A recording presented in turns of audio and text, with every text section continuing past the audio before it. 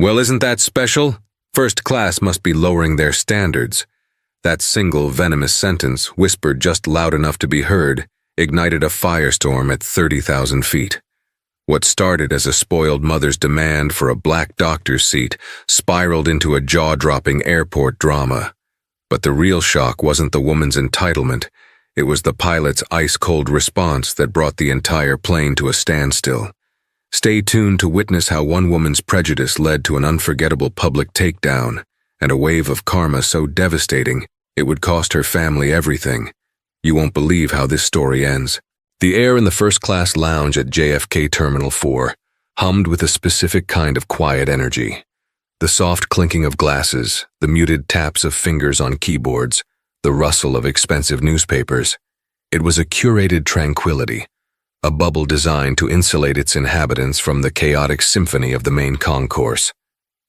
Dr. Imani Thompson breathed it in, a small, grateful smile gracing her lips. For the next 8 hours, this was her world. Not Dr. Thompson, the surgical resident who just completed a grueling 36-hour shift. Not Imani, the daughter of a postal worker and a teacher from Queens.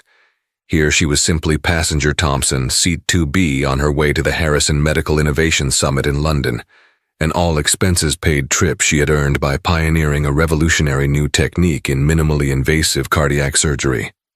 Her thesis had been accepted for the keynote presentation, a life-changing opportunity. The first-class ticket, a surprise upgrade from the summit's sponsors, felt like the universe finally acknowledging her years of sacrifice. She was dressed in comfortable but chic travel attire, black tailored trousers, a silk shell top, and a cream-colored cashmere cardigan. Her locks were elegantly twisted into an intricate updo, and a pair of simple diamond studs, a gift from her parents upon her medical school graduation, were her only jewelry. She sat in a plush leather armchair, reviewing her presentation notes on a tablet, her focus absolute. The bubble popped with the arrival of a woman who didn't so much enter the lounge as she did conquer it. She was a tornado of Chanel, blonde highlights and sharp, assessing glances.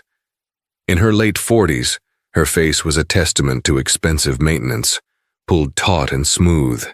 Trailing a half-step behind her was a teenage girl, likely her daughter, who was absorbed in her phone, a curtain of matching blonde hair hiding her expression. The woman, who would later be known as Caroline Miller, scanned the room like a hawk searching for prey. Her eyes swept over the businessmen in their suits and the older couple sipping champagne, before finally landing on Imani. A flicker of something, annoyance, perhaps disbelief, crossed her features.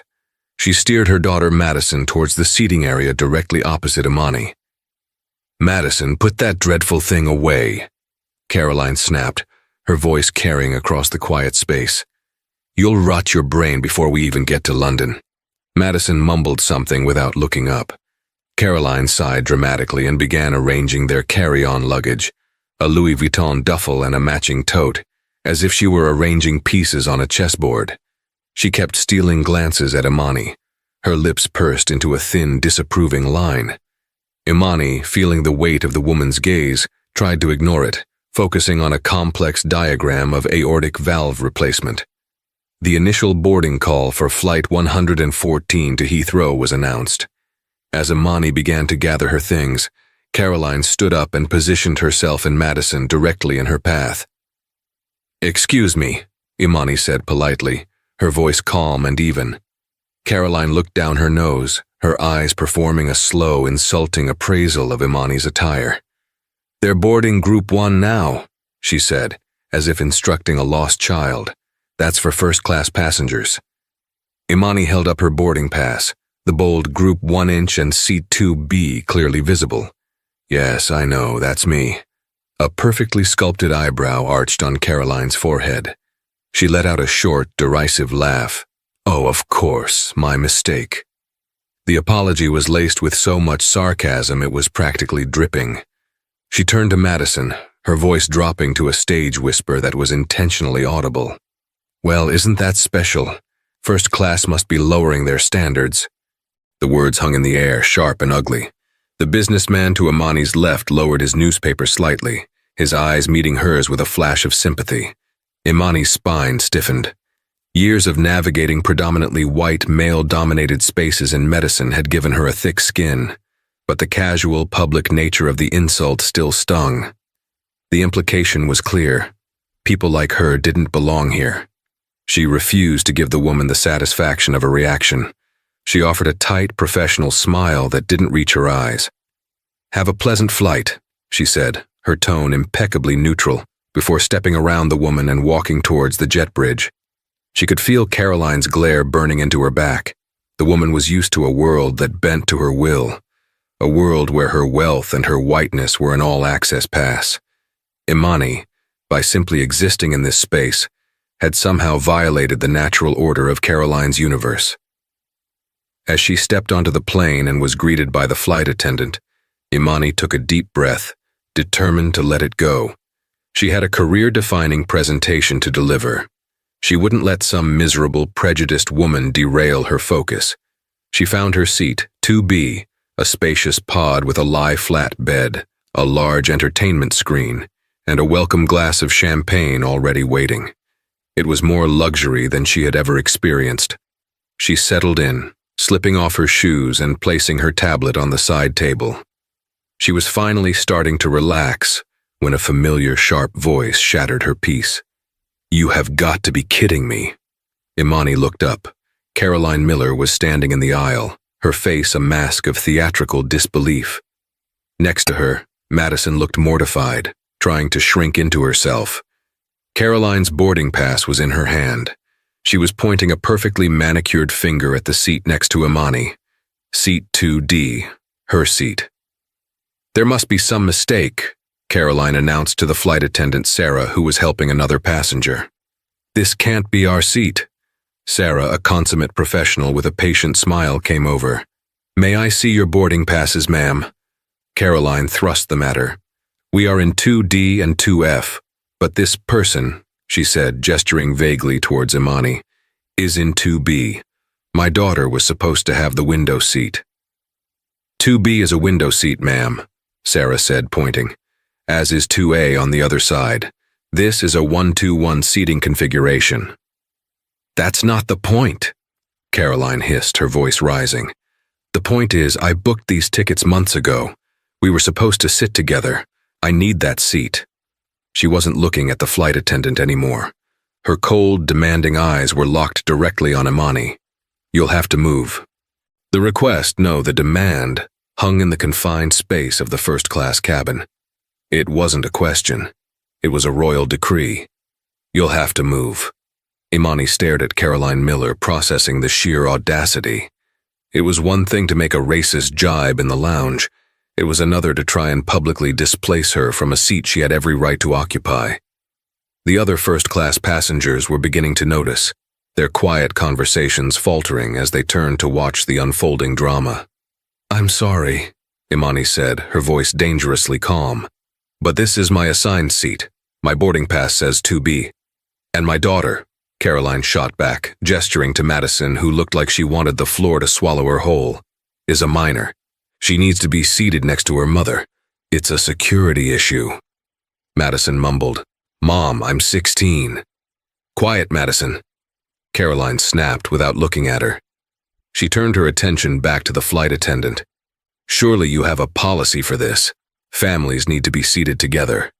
"She," another dismissive wave at Imani, "can sit in our other seat, 2F. It's a perfectly good seat." Seat 2F was an aisle seat on the other side of the cabin. Sarah, the flight attendant, kept her smile fixed, but a flicker of weariness crossed her eyes.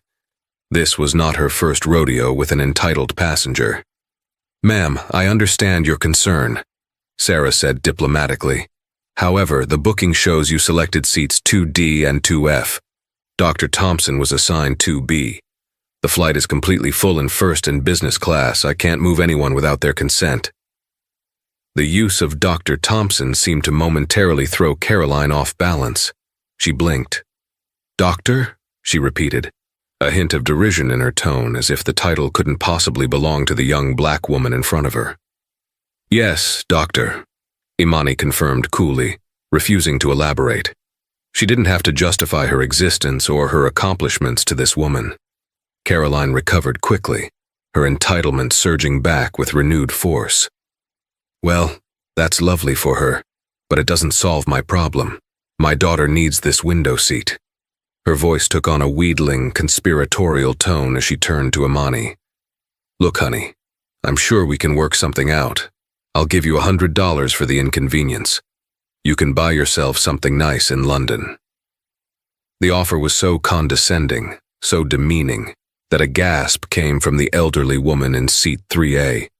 The businessman from the lounge, a distinguished-looking Asian man in a bespoke suit who was now in 2A, shook his head slowly, his expression one of pure disgust.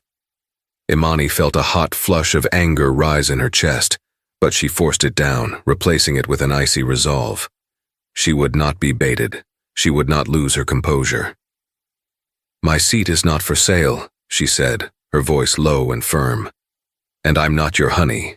I will be sitting right here, in seat 2B. I suggest you and your daughter take your assigned seats so the plane can depart on time. How dare you? Caroline shrieked, her carefully constructed facade cracking completely. Do you have any idea who I am? My husband is Robert Miller of Miller Construction. He's one of this airline's most frequent flyers. We have platinum diamond unobtainium status or whatever it is. I will have your name, and I will report you to the airline for being uncooperative and aggressive. The accusation was ludicrous. Imani hadn't moved a muscle. Her voice hadn't risen above a conversational level. It was Caroline who was causing a scene, her voice echoing through the cabin, holding up the boarding process. Mom, please just stop, Madison pleaded, her face crimson with shame. I'll sit in 2F. It's fine, I don't care. No, Madison, it's the principle of the thing, Caroline retorted, rounding on her daughter. People need to learn a little respect for their betters. The flight attendant Sarah stepped between them, her professional smile now strained. Ma'am, I'm going to have to ask you to lower your voice. You are disturbing the other passengers and delaying our departure. I will not lower my voice. I am the victim here, Caroline declared. This passenger is refusing a simple, reasonable request. It's clear she's just trying to be difficult. It's not a reasonable request, a man's voice cut in. It was the businessman in 2A, Mr. Chen. He fixed Caroline with a hard stare. You are harassing this young woman for a seat that is rightfully hers. Your behavior is appalling. Caroline whirled on him. You stay out of this. This has nothing to do with you. It has everything to do with me when you're preventing me from getting home to my family on time, he replied, his voice steely. The cabin was now thick with tension.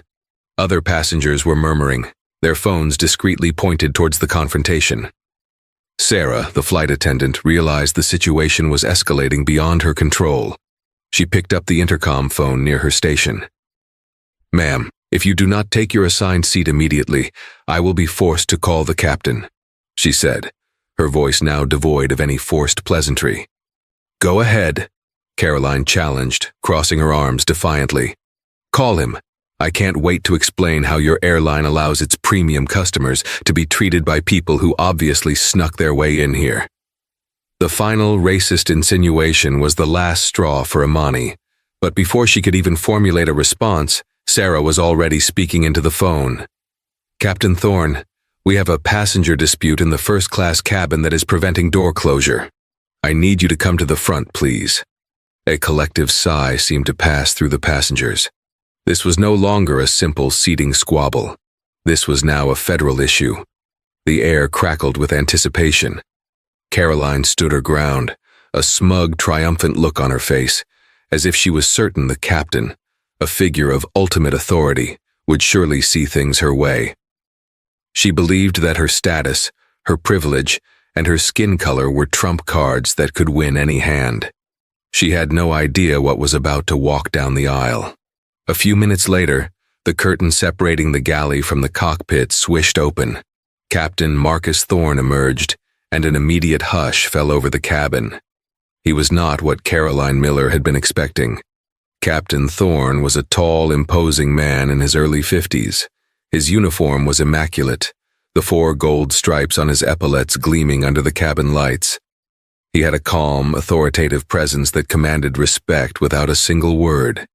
His hair was cut short, military style, and his jaw was set with a no-nonsense firmness. And to Caroline Miller's visible shock, Captain Thorne was a black man. Her jaw went slack for a fraction of a second, a flicker of disbelief in her eyes before she quickly masked it. This development clearly did not fit into her preconceived narrative. The pilot was supposed to be her ally, a fellow member of the unspoken club of authority, who would recognize her inherent superiority and put the difficult passenger in her place.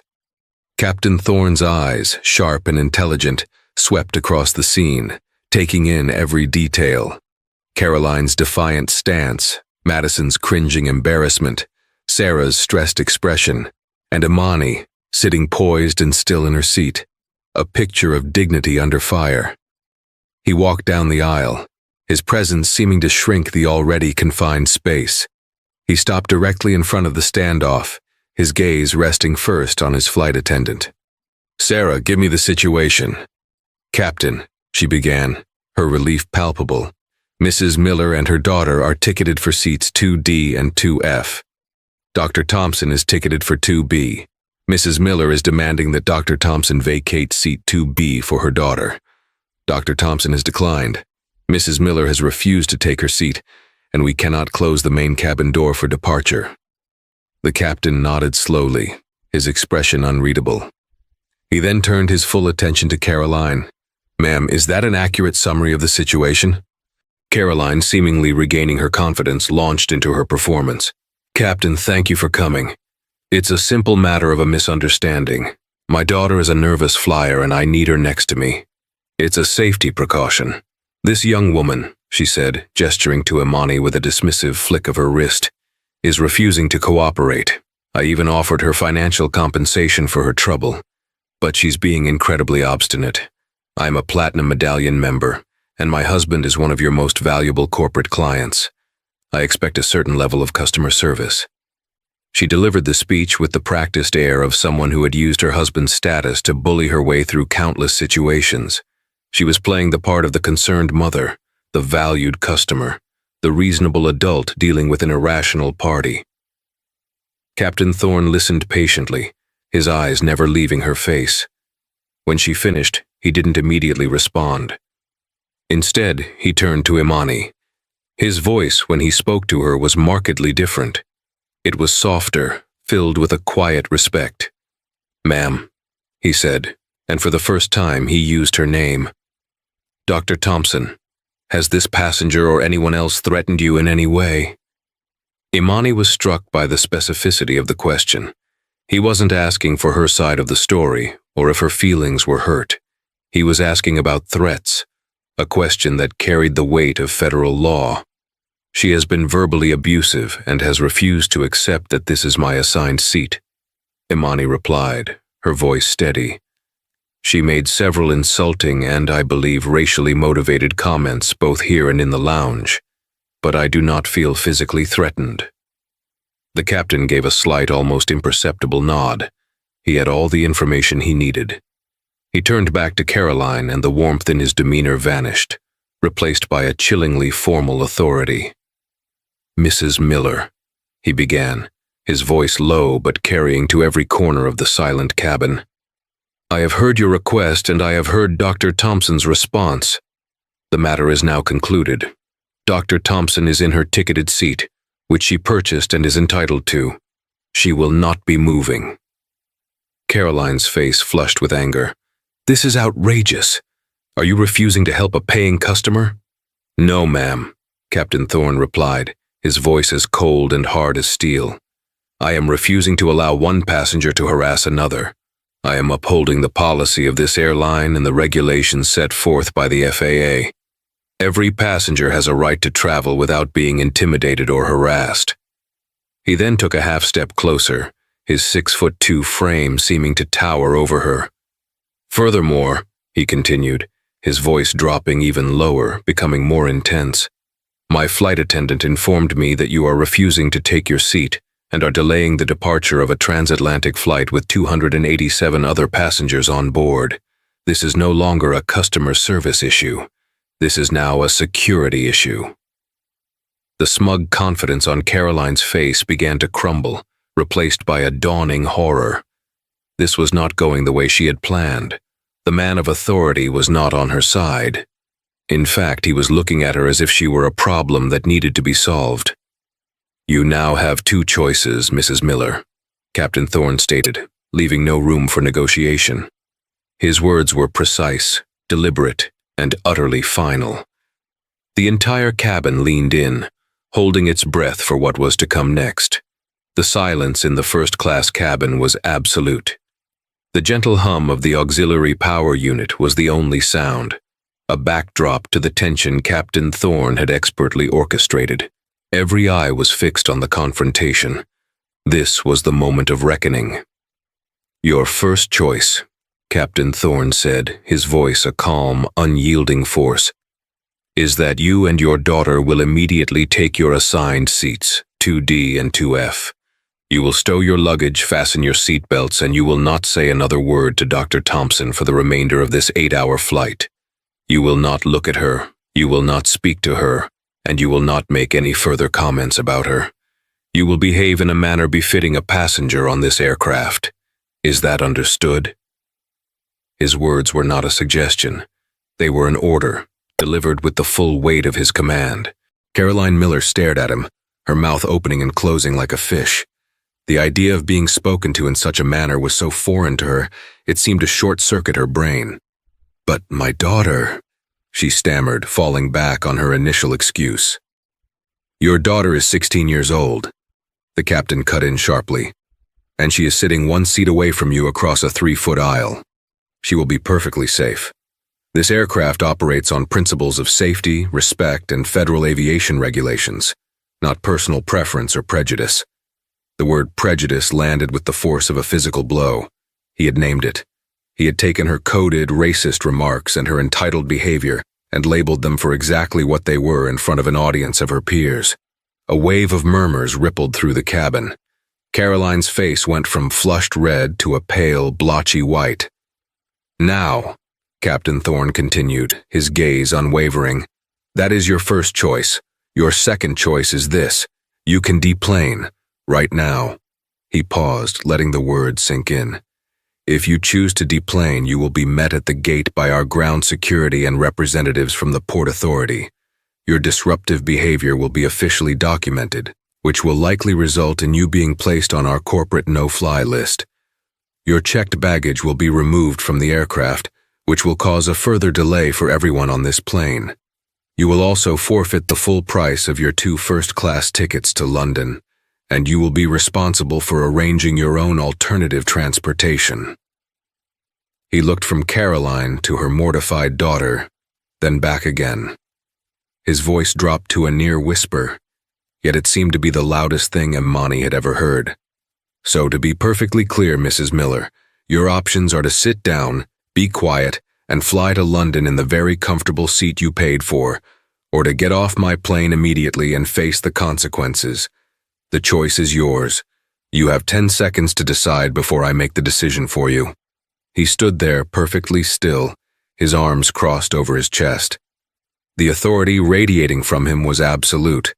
He wasn't a customer service agent. He was the commander of a multi-million-dollar aircraft and every soul on board, and he had just laid down the law. The cabin was so quiet you could hear a pin drop. 10 seconds felt like an eternity. Caroline Miller's world was visibly imploding. The power she thought she wielded, her money, her husband's name, her whiteness, was utterly useless against the calm, unshakable authority of Captain Marcus Thorne. She was just another passenger, and she had pushed him too far. 5 seconds, Mrs. Miller, the captain said, his voice flat. Madison, finally finding her voice, grabbed her mother's arm. "Mom, for the love of God, just sit down," she hissed, tears welling in her eyes. "Please, you're ruining everything." The plea from her daughter seemed to finally break through Caroline's stunned indignation. Humiliation washed over her. Defeated, she looked at the captain, her eyes filled with a venomous rage. She knew she had lost. In front of everyone, She had been publicly and completely shut down. Without another word, she stumbled past the captain and slumped into her assigned seat, 2D. She yanked the seatbelt and buckled it with a vicious tug, refusing to look at anyone. Madison scurried to her seat in 2F, burying her face in her hands. Captain Thorne watched them for a moment, ensuring compliance. He then turned to Imani. For the first time, a hint of a smile touched his lips. "Dr. Thompson," he said, his voice now warm and personable again. "I apologize for the disturbance. I hope the rest of your flight will be peaceful. If you need anything at all, please don't hesitate to let Sarah or the rest of the crew know." "Thank you, Captain," Imani said, her voice filled with a profound gratitude that went beyond the seating dispute. "Thank you very much." He gave her a respectful nod. He then addressed the entire cabin. "Ladies and gentlemen, thank you for your patience. Cabin crew, please prepare for door closure and departure." With that, he turned and walked back towards the cockpit, the curtain swishing shut behind him. The show was over. As the engines began to whine to life, a quiet round of applause broke out in the first-class cabin. It was soft, but it was undeniable. The businessman in 2A, Mr. Chen, caught Imani's eye and gave her an approving nod and a small smile. Even the elderly woman in 3A gave her a thumbs up. Imani leaned back in her seat, the relief washing over her in a powerful wave. She had been seen. She had been defended. She had not been forced to shrink or to fight her battle alone.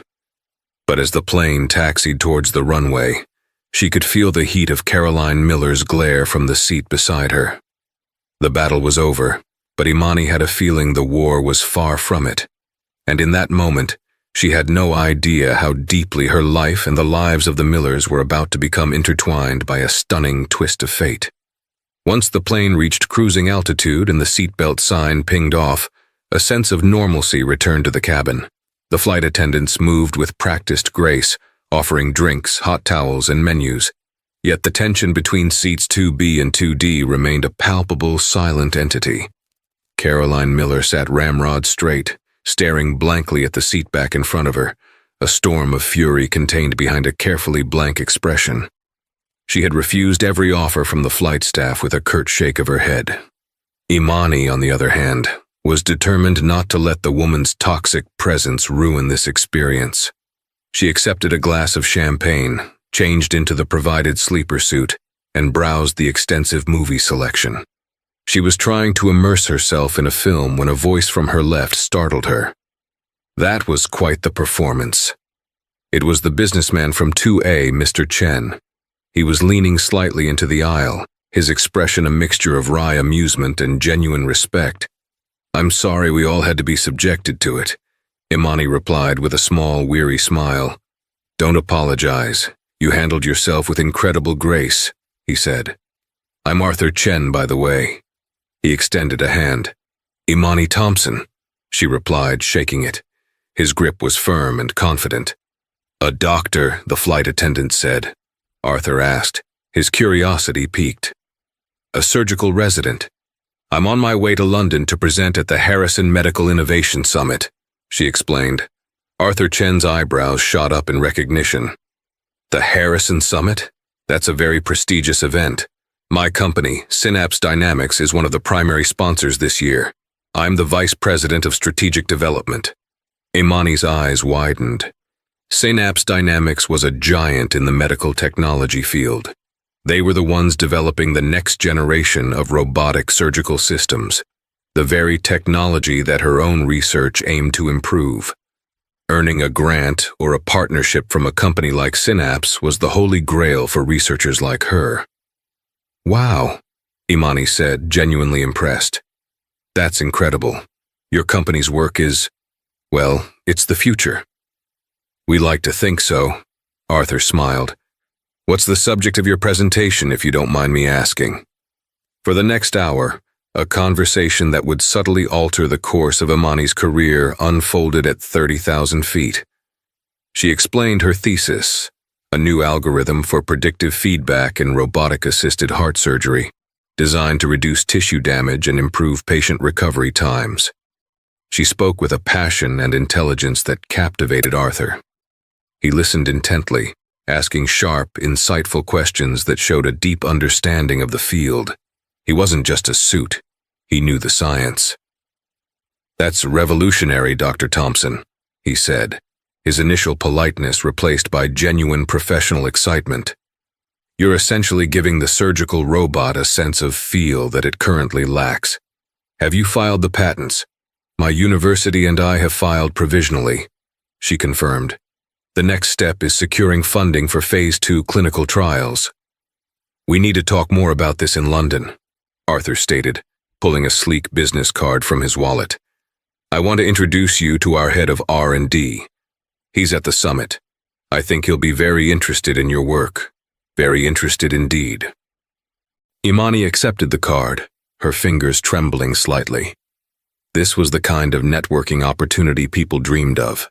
A chance encounter, born from a foul display of prejudice, was turning into a potential career-defining breakthrough.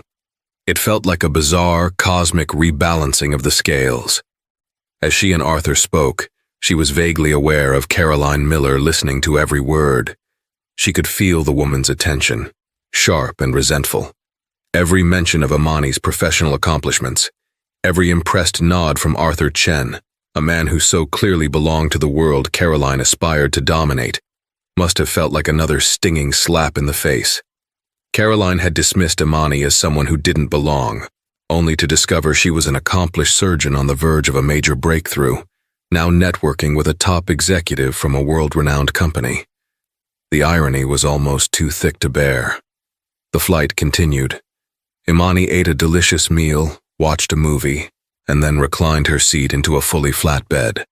For the first time in years, she slept soundly on an airplane, a deep, dreamless sleep fueled by exhaustion and a budding sense of hope.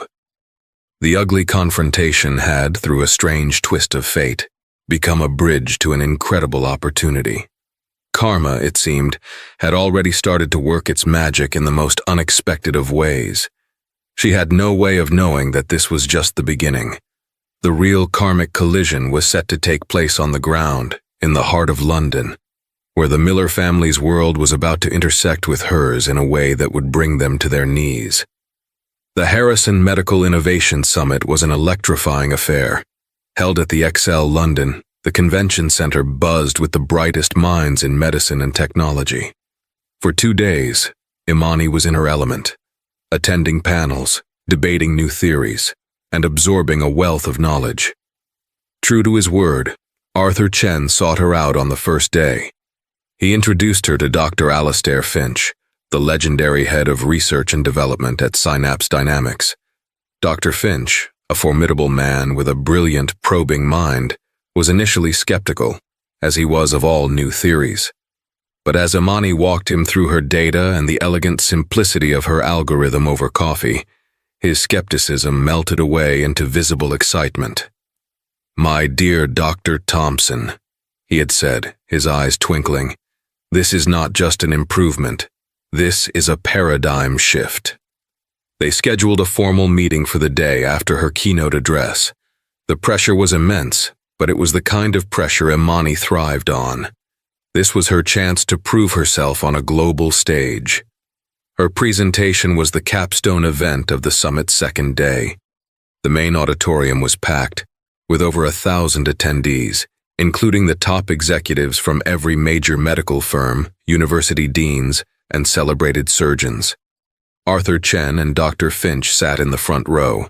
As Imani stepped onto the stage, a wave of nervous energy washed over her, but the moment she began to speak, it was replaced by a familiar confidence. She was not a resident or a young woman in over her head. She was an expert in her field, sharing the work that had consumed her for the last 5 years. She moved through her presentation with precision and passion, the complex data on the screen behind her telling a story of innovation and hope. When she finished, there was a beat of silence, and then the auditorium erupted in thunderous applause. It was a standing ovation. As she stood at the podium, basking in the validation of her peers, she scanned the crowd. Her eyes briefly caught on a man in the third row, who was staring at her with a look of dawning, horrified recognition. He was balding, with a fleshy face and an expensive but ill-fitting suit. He looked vaguely familiar, but she couldn't place him. She gave a gracious nod and walked off stage, her heart soaring. Meanwhile, in another part of London, Robert Miller of Miller Construction was having the worst week of his professional life. His company was on the verge of bankruptcy, a fact he had hidden from his wife, Caroline. They had been living far beyond their means for years, funding Caroline's lavish lifestyle with debt and risky investments. Everything was riding on one project, a lucrative contract to build the new European research headquarters for the medical tech giant, Synapse Dynamics. Robert had leveraged everything to get this far. The final meeting to sign the papers was scheduled for the morning after the Harrison Summit's closing gala. The deal, worth hundreds of millions, would not only save his company but catapult it into a new league.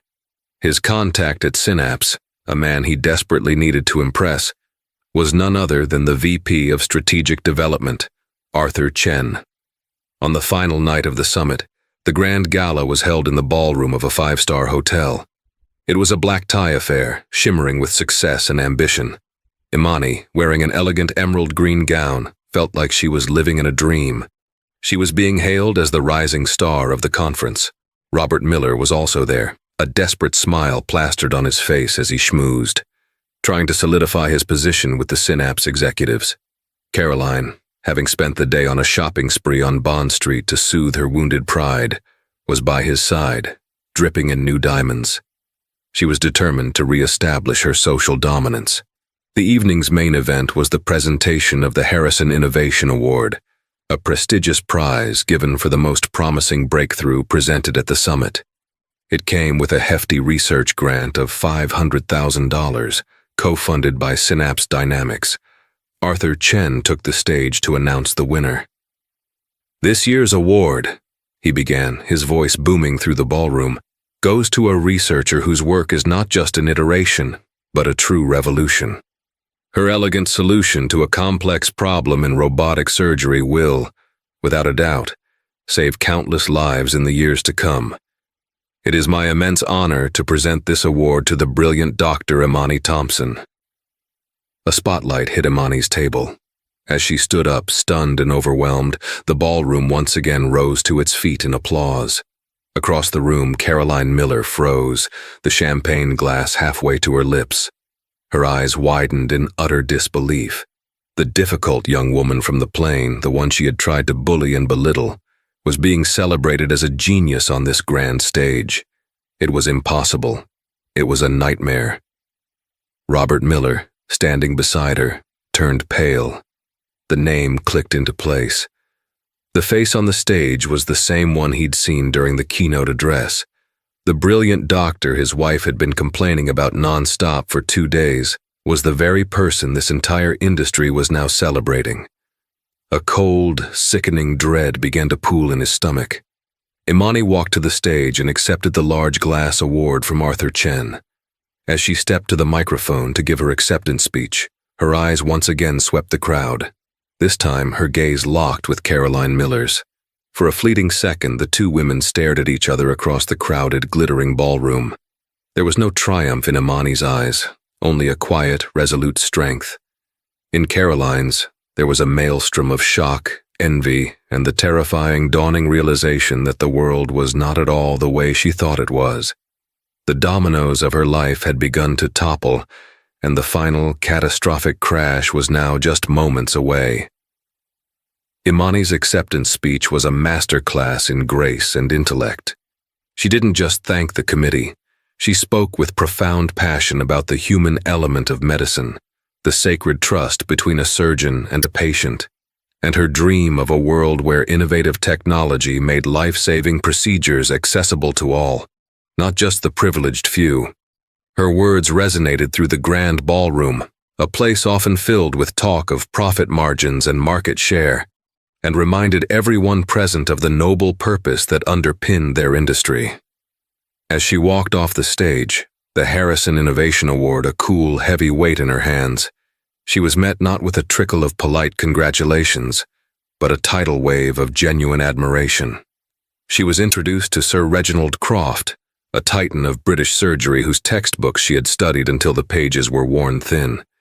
He shook her hand warmly, his aged eyes bright with intellectual fire. "Dr. Thompson," he boomed, his voice a gravelly baritone, "your methodology is not just clever, it is profoundly elegant. You have solved a problem we old dinosaurs have been wrestling with for a decade, a privilege to meet the future." The praise from her idol left her lightheaded. For the next 20 minutes she was passed from one luminary to another, each handshake and business card a stepping stone on a path that had suddenly, dazzlingly, opened before her. Yet through it all, she was acutely aware of two sets of eyes burning into her from across the room. She could feel the Miller's presence like a pocket of cold, dead air in the otherwise vibrant atmosphere. She saw the man, his face a sickly gray, locked in a frantic, whispered argument with his wife, the woman who had tried to reduce her to an inconvenience just 48 hours earlier. Robert Miller felt the ballroom walls closing in. The air, thick with the scent of expensive perfume and fine food, seemed to be suffocating him. Every round of applause for Dr. Imani Thompson felt like a nail being hammered into his company's coffin. He watched her being celebrated, feted by the very people he had spent years trying to cultivate, and a cold, acid dread churned in his gut. This wasn't just bad luck, it was a cosmic joke of the cruelest kind. "Robert, stop staring, you're making a scene," Caroline hissed beside him, her voice a low, venomous hum. She had watched Imani's triumph with a look of curdled disbelief, as if the universe had made a grave clerical error. "I cannot believe they gave the award to her. It's probably some sort of diversity initiative. Her research can't possibly be that special." Robert rounded on her, his face contorted in a mask of sheer panic and fury. "Be quiet, Caroline," he seethed, his voice barely a whisper but laced with a terror she had never heard before. "Just for once in your life, be quiet and listen. That woman, the diversity initiative, just became the most important person in this room. Arthur Chen is practically glowing in her presence. Our entire future, everything we have, or rather everything we owe, is tied up in a deal with Chen's company. I have a final signing meeting with him tomorrow morning. A deal worth over $200 million. Caroline's eyes widened, the number finally capturing her full attention. "Well then," she said, straightening her diamond necklace, a flicker of her old arrogance returning. "You need to march over there and remind him who you are. We need to put that unfortunate incident on the plane behind us." "Put it behind us?" Robert's laugh was a choked, desperate sound. "You accused her of sneaking into first class. You tried to bribe her like she was a bellhop. You caused such a scene that the captain had to come out and threaten to have you arrested. There is no putting that behind us. We are standing on the edge of a financial abyss, and you, my dear wife, are the one who pushed us here. Don't you dare blame me," she shot back, her voice rising. "If your business were more secure, we wouldn't be in such a precarious position, would we?" The argument was cut short. The nightmare was becoming reality. Arthur Chen, with Dr. Thompson by his side, was heading their way. It was a slow, inexorable approach, like watching a tidal wave roll toward your sandcastle. Robert's heart hammered against his ribs. He plastered a ghastly salesman's smile onto his face, his mind scrambling for a strategy. Apologize? Ignore it? Pretend it never happened? Arthur was escorting Imani toward the head of the London Health Trust, and their path intersected directly with the Millers' stationary panic. There was no escape. Arthur gave Robert a crisp, professional nod. "Robert, good to see you. I trust you're enjoying the gala." "Arthur, a magnificent event," Robert boomed, his voice an octave too high. He felt the sweat beading on his forehead. He turned his desperate smile on Imani. "And Dr. Thompson, allow me to offer my most sincere congratulations. A truly remarkable achievement. My wife, Caroline, and I were just saying how incredibly impressed we were with your presentation." Imani looked at him, her expression calm and unreadable. She then shifted her gaze to Caroline, who stood stiffly, her face a frozen mask of contemptuous civility. "Thank you, Mr. Miller," Imani said. her voice impeccably polite, yet offering no warmth, no absolution. It was in that moment that the final domino began to fall. Arthur Chen, a man whose success was built on his sharp observation of people, paused. He looked from Robert's sweating, desperate face to Caroline's haughty glare, and then to Imani's dignified composure. He had been so engrossed in Imani's research that he hadn't made the connection before.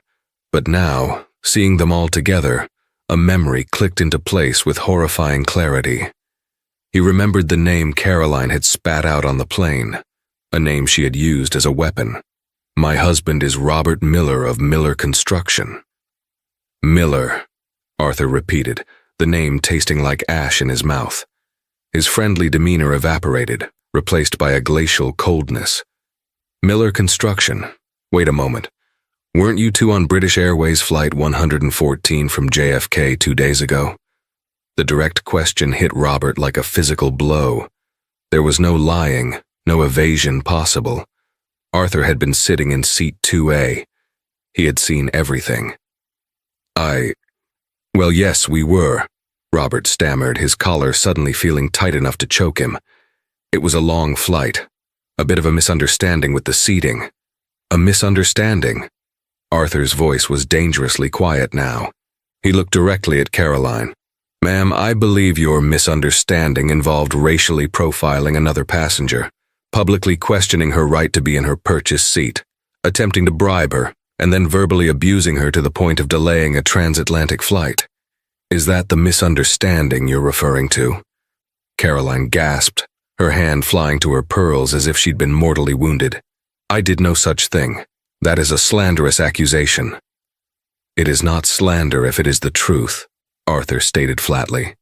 He turned to Imani, his voice softening with concern. "Dr. Thompson, forgive me for bringing this up, but for the record, this is the woman who harassed you, isn't it?" Imani held his gaze. She didn't need to say a word. She simply gave a single, slow, deliberate nod. That was it, the final nail. Arthur Chen straightened to his full height, his expression now one of utter finality. The amiable VP was gone, replaced by a titan of industry about to pass judgment. "Mr. Miller," he began, his voice resonating with cold authority, "Synapse Dynamics is more than just a company. We are a global community built on collaboration, innovation, and above all, respect. We have a zero-tolerance policy for bigotry and harassment, not just within our walls, but also in our choice of partners. It is enshrined in our corporate ethics charter, a document you signed during our preliminary agreements. We call it the character clause." Robert felt a wave of nausea. He remembered signing it, barely glancing at the boilerplate language. It had seemed like standard corporate fluff. Now he realized it was a loaded gun, and his wife had just pulled the trigger. "A person's true character is not revealed in a boardroom," Arthur continued, his words a damning indictment. "It is revealed in how they treat people they believe to be powerless. Your wife's behavior on that aircraft was not just rude, it was a despicable display of prejudice and arrogance. It was a window into the soul of your leadership. It tells me that you foster an environment where such attitudes are acceptable. It tells me that you cannot be trusted to uphold the values our company is built on." "Arthur, please," Robert begged, his voice cracking, all pretense of dignity gone. "It was my wife. She was under stress. It has nothing to do with my company or my professional integrity." "It has everything to do with it." Arthur's voice cut through the air like a surgeon's scalpel. "The deal we were about to sign involves building facilities that will house a diverse team of the world's best scientists, men and women of every race, religion, and background. Dr. Thompson here is a prime example of the brilliant minds we seek to partner with. How could I, in good conscience, entrust the construction of that future to a man whose family treats a person like her with such vile contempt? The risk is too great. The brand association is toxic." He took a decisive step back, creating a physical and metaphorical distance between them. "The deal is off, Robert. Consider our negotiations formally terminated. Our legal team will be in touch with yours on Monday with the official notice." He then turned his back on the Millers, a gesture of ultimate dismissal in this public forum. He offered his arm to Imani. "Dr. Thompson," he said, his voice warm once more, "I apologize profoundly that you had to be subjected to this again. Let me escort you away from this unpleasantness. The CEO of the Mayo Clinic was very eager to discuss your work." As Arthur Chen led Imani away, a path seemed to clear for them through the crowd. For Robert and Caroline Miller, the world caved in. The buzzing energy of the gala seemed to recede, leaving them in a silent, isolated bubble of their own making. The guests nearby, who had heard the entire exchange, began to whisper, their glances a mixture of pity and scorn. Robert Miller was no longer a player. He was a pariah. He finally turned to his wife. The desperate panic in his eyes had been replaced by something far colder, the dead, hollow light of absolute ruin. "You," he whispered, the single word dripping with a lifetime of resentment. "You did this. Not a bad deal, not the economy, not me. You, with your bottomless need to feel superior. We're finished, Caroline." He began to detail their demise with a chilling, detached precision. "The house in Greenwich, the bank owns it. We've been missing payments for 6 months. Gone. Madison's school in Switzerland? I was counting on the advance from the Synapse deal to pay her tuition. Gone. The credit line you used for that shopping spree on Bond Street yesterday? It was secured against company assets that as of tomorrow no longer have any value. Everything you see, everything you touch, everything you thought made you who you are. It's all an illusion. And you just burned it to the ground. For what? For a window seat." Caroline stared at him, her perfectly made-up face crumbling. The diamonds on her neck felt like a lead weight. For the first time, the consequences of her actions were not an abstract concept, but a crushing, undeniable reality. She had flown to London in first class to assert her status, only to find herself stripped of everything. Across the room, Imani stood talking with the titans of her industry, the heavy glass award in her hand feeling lighter and lighter with every passing moment.